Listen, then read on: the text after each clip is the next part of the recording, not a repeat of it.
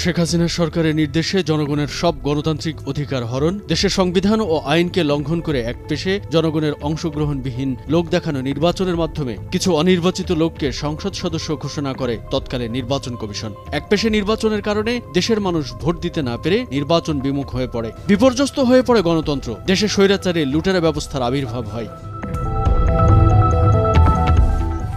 পরিকল্পিতভাবে এই ভোটারবিহীন একপেশে নির্বাচন অনুষ্ঠানের আয়োজন চলে 2014, 2018 ও সবশেষ 2024 সালে। কাজী রকিবউদ্দিন আহমদ, KM নুরুল হুদা ও কাজী হাবিবুল আওয়ালের নেতৃত্বে এই 3টি নির্বাচন অনুষ্ঠিত হয়। সবগুলো নির্বাচনই আন্তর্জাতিকভাবে গ্রহণযোগ্যতা হারায়, দেশের মানুষ তাদের ভোটাধিকার প্রয়োগ থেকে বঞ্চিত হয়। 2014 সালে কাজী রকিবউদ্দিন আহমেদের নেতৃত্বে একপেশে নির্বাচনে বিনা ভোটে সংসদ সদস্য নির্বাচিত হন 154 জন। 2018 সালে KM নুরুল হুদার সময়ে নির্বাচনের আগের রাতে আওয়ামী লীগের পক্ষে ব্যালট বাক্স ভর্তি করার গুরুতর অভিযোগ ওঠে।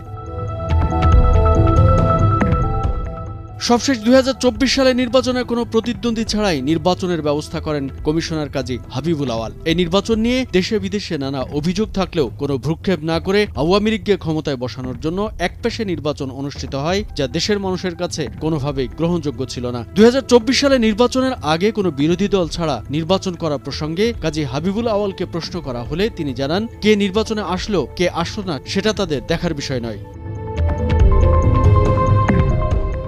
2014 থেকে 2024 সালের নির্বাচনে সাধারণ মানুষ ভোটাধিকার প্রয়োগ করতে পারেনি। যারা কমিশনের দায়িত্ব ছিলেন তাদের ব্যর্থতার কারণে প্রশাসন ও আইন শৃঙ্খলা বাহিনীও নির্বাচনী মাঠে একপেশে আচরণ করেছে। বিপুল টাকা ব্যয়ে যে 3টি নির্বাচন হয়েছে তাতে সংবিধানের খেলাপ বলেও মনে করেন বিশেষজ্ঞ মহল। 2014 ও 2018 সালের নির্বাচন যে গ্রহণযোগ্য হয়নি এবং সেই নির্বাচন নিয়ে যে বিতর্ক ছিল তা স্বীকার করেছিলেন কাজী হাবিবুল আওয়াল। তারপরও একই পথে হাঁটেন কাজী হাবিবুল আওয়াল।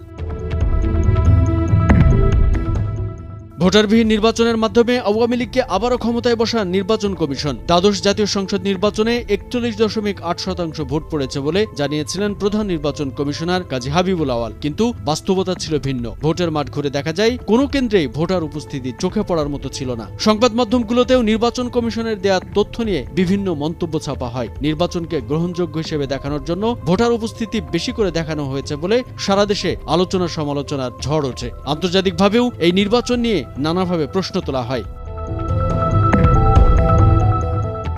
এরপরও সেই নির্বাচনে গঠন করা হয় সংসদ। এভাবে সংবিধানের বাধ্যবাধকতার ধোয়া তুলে বিতর্কিত নির্বাচন অনুষ্ঠানের মাধ্যমে বারবার ক্ষমতায় বসানো হয়েছে আওয়ামী লীগকে, আর এই জন্য সিঁড়ি হিসাবে ব্যবহার করা হয়েছে নির্বাচন কমিশনকে। বিতর্কিত এই নির্বাচনগুলোর দায় থেকে কোনোভাবেই নির্বাচন কমিশন মুক্ত থাকতে পারে না বলে মত রাজনৈতিক বিশ্লেষকদের।